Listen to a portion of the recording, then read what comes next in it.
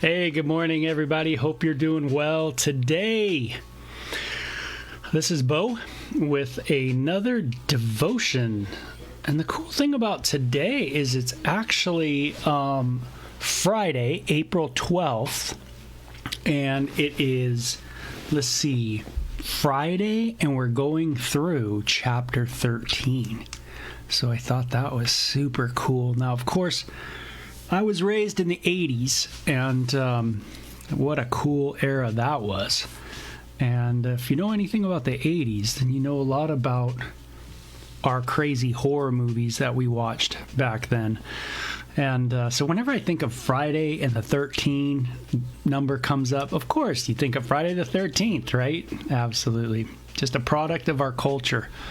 That's how we kind of roll.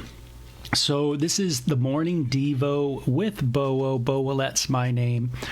And you can always go to YouTube and check out my archives. Just type in my name, which is up above there, right there. And you can, in the search bar in YouTube, so go to youtube.com, and then there's a search area. And then in that search bar, you can just put in my name. and you'll get to the channel, and that way you can go through the devotions. I do my devotions actually through the Bible, so they're not so much Bible studies in the sense of intense Bible studies, but they're more of just devotionals, time of devoting our hearts, thinking about our lives today, just very application oriented. So hey, glad you could be here, and look forward to finishing the week strong with broken ribs. Yes, getting better on the mend. Had a great day of sleep yesterday. Been off the Tylenol now for a good long while. So that's kind of nice. And I'm not used to taking anything actually for anything. So so we'll see how it goes, but it's getting better slowly. And just got to take it day by day, I guess, with these things. So here we go. Chapter 13 of Isaiah.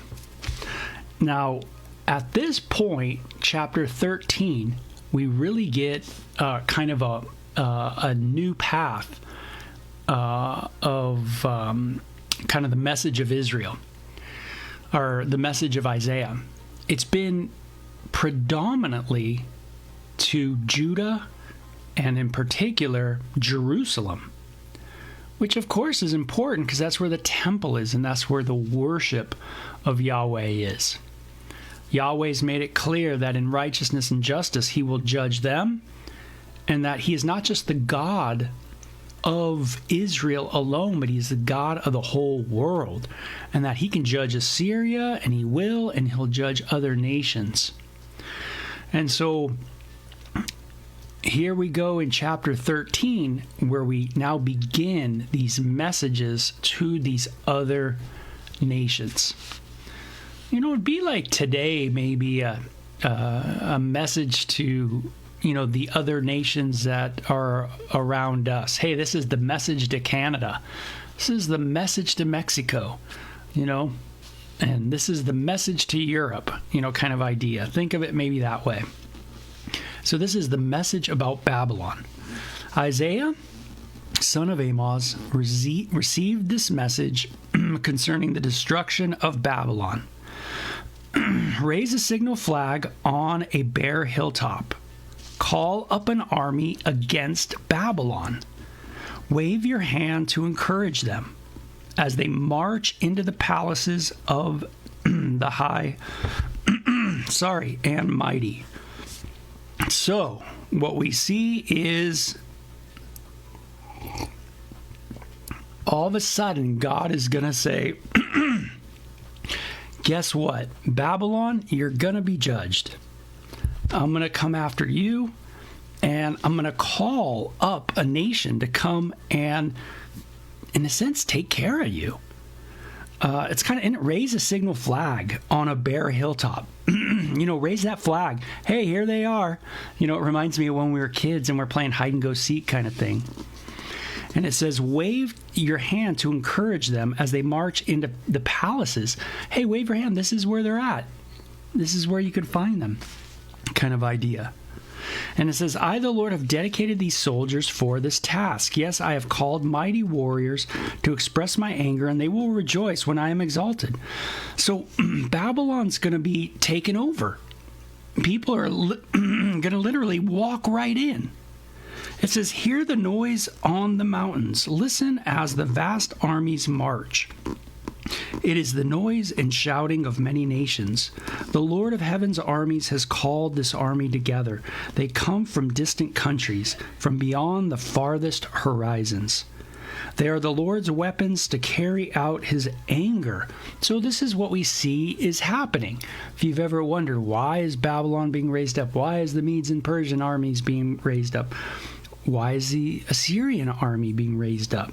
It says right there in verse 5, they are the Lord's weapons to carry out his anger. It says, with them he will destroy the whole land. So God seems to be holding not just Israel accountable, but everybody accountable. All the nations are being held accountable. So this is interesting. Yahweh isn't just, again, localized in, say, one area, Jerusalem. He's not just for, dealing with that area, but he seems to be, his eyes cover the whole earth.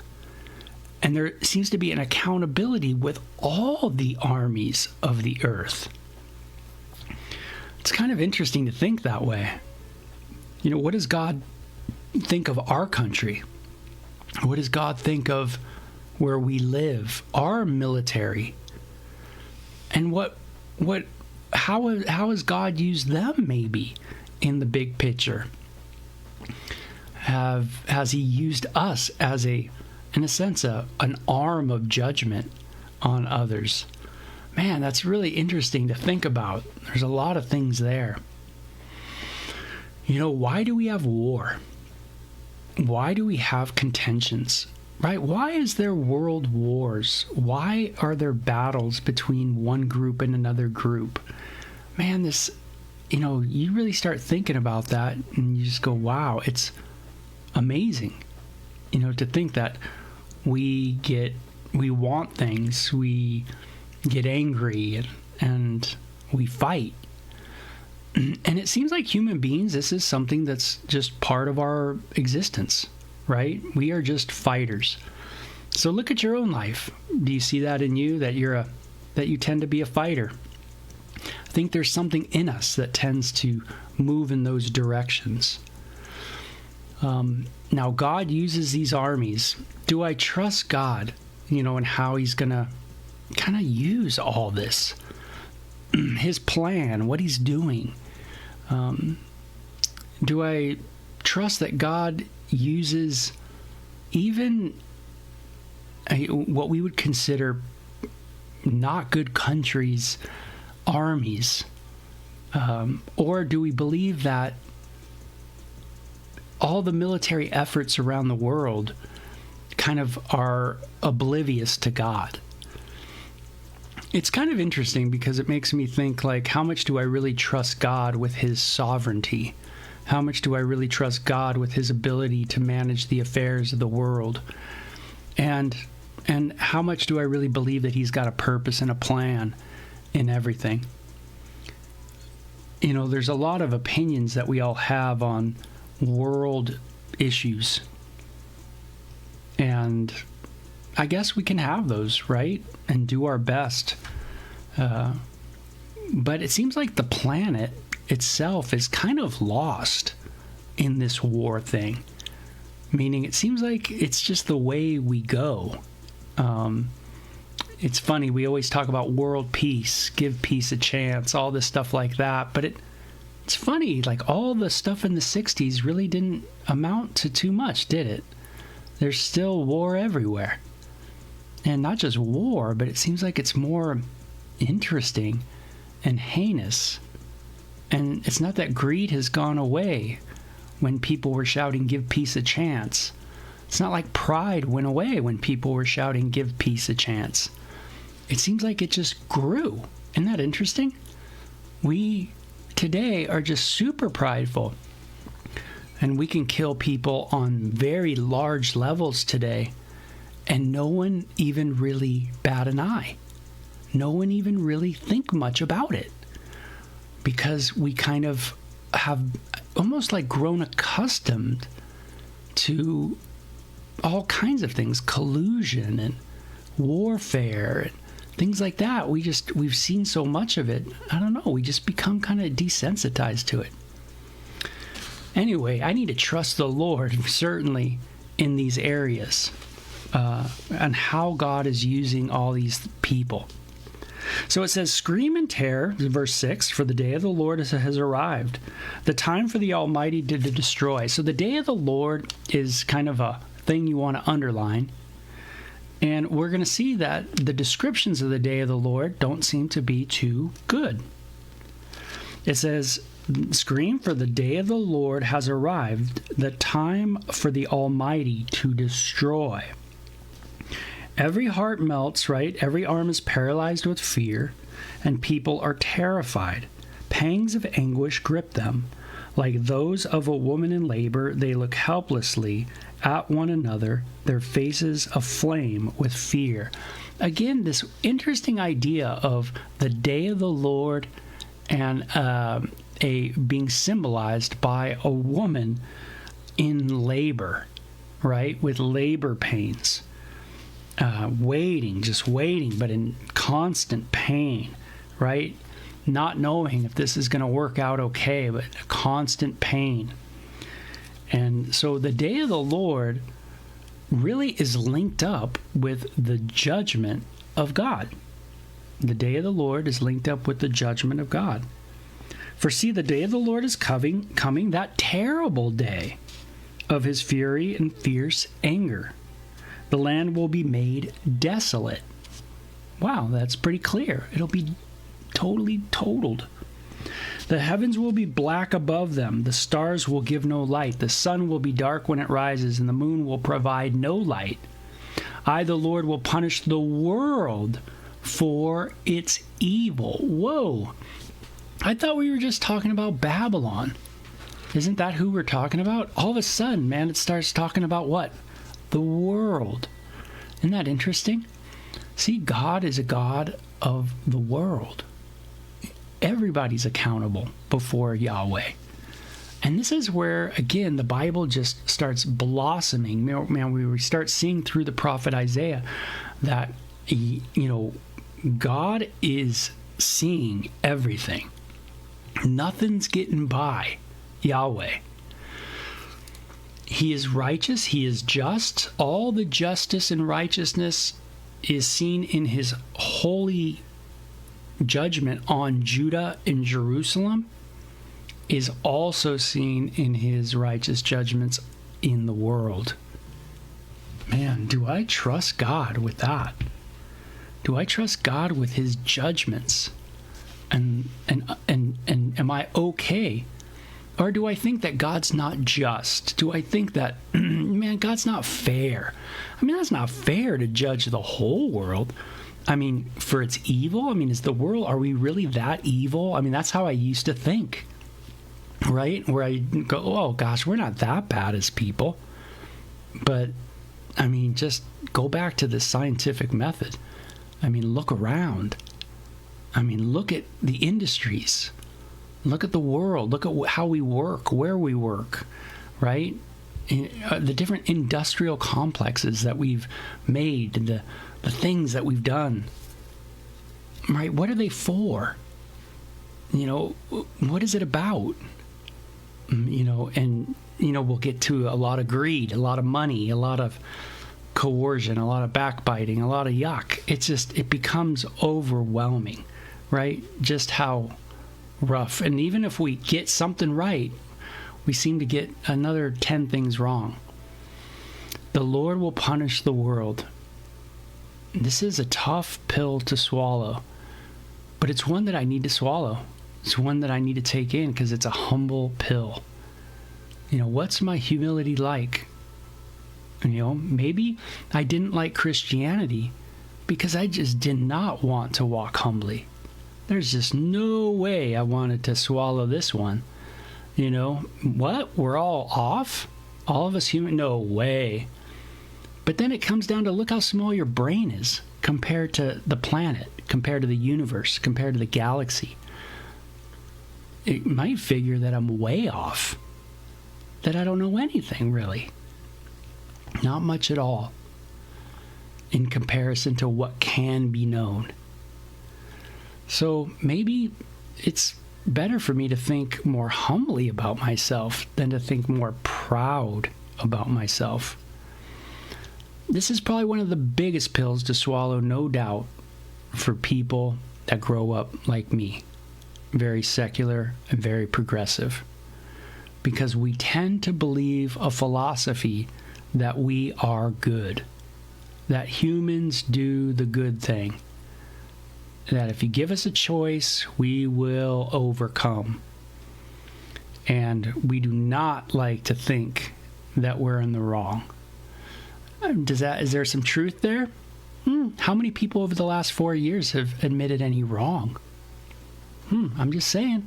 How many people have said, hey, I'm sorry, I own this company, we did the wrong thing, da-da-da-da-da. Have you guys seen anybody do that? No. Why? Maybe it's because it's tough for us as human beings to admit wrong. Maybe there's all kinds of ulterior motives within us. Yeah, so it's tough for us to understand our evil. Now, Jesus, when he was on the scene, said, if you, being evil, know how to give good gifts to your kids, how much more will the Holy Spirit give you? How much more will the Father give you the Holy Spirit to him who asks? So even Jesus calls us what? Evil. Wow. So you think, hey, Jesus is a good teacher? Yeah, well, he said the same thing that Isaiah is saying. And he says, he will crush the proud and the mighty. I will make people scarcer than gold, more rare than fine gold of Ophir. For I will shake the heavens, and the earth will move in its place, and the Lord of heaven's armies displayed as his wrath in the day of his fierce anger. That's right. You read the book of Revelation, and you see a lot of people not making it through, right? The judgments that go on the earth. Third of the earth here, a third of this dies, all kinds of stuff. I mean, just unbelievable. Everyone in Babylon will run about. So now it seems like we're back in Babylon. Babylon will run about like a hunting gazelle. The sheep without a shepherd. They will try to find their own people and flee to their own land. Anyone who's captured will be cut down, run through with the sword.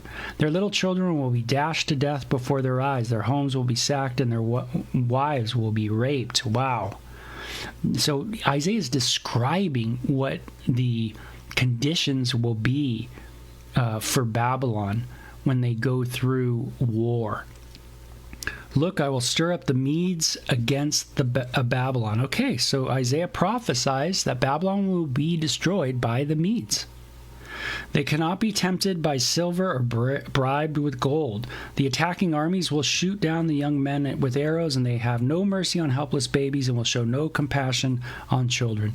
The Medes and the Persians come on the scene, and they go after Babylon. This hasn't happened yet when Isaiah is prophesying it, but that's why it's called prophecy, right? It's foretelling the future, what's going to happen. Very cool, right? And it says, Babylon, the most glorious of kingdoms, the flower of the Chaldean pride, will be devastated, and it will be destroyed like Sodom and Gomorrah. Babylon will never be inhabited again. It will remain empty for generation after generation. Nomads will refuse to camp there, and shepherds will not bed down their sheep. Desert animals will move into the ruined cities, and the houses will be haunted by howling creatures. Owls will live among the ruins, and wild goats will go there to dance. Hyenas will howl in its fortress, and jackals to make dens in its luxurious places. Babylon's days are numbered. Its time of destruction will soon arrive. Okay, so we see a general judgment on Babylon. And there's going to come a time where everything that you built up is going to be tore down. And I think, I saw an example of this too. I think I was watching a show or doing something, or I forget, but there was like guys like rapper Eminem was on there and different famous people, and they were all talking about sobriety, being sober. And it's neat because now you have that other generation, a generation below me, of musicians that had to get everything kind of tore down, meaning there had to be a tearing down before there could be a building back up. And I think a lot of us go through that. I think this morning, a good thing to maybe ask the Lord just in our prayer time is, hey, God, what do you need to tear down so that you can build it up better? Build it up your way. What is something in my mind that needs to be tore down so it can be built up in you? Something in my life just needs to be tore down. Have you ever thought about that? Or do you always think that, I'm just right, that the way I live is right, what I have is right? Maybe I need to ask God, what do I need to change? What needs to be tore down? And that I can be built up better and be open to the work of God. And maybe a new thing that God's going to do in our lives, that kind of thing. So a message to Babylon. Whew, what if you got that message? What if it was a message to Bo? And it was like that.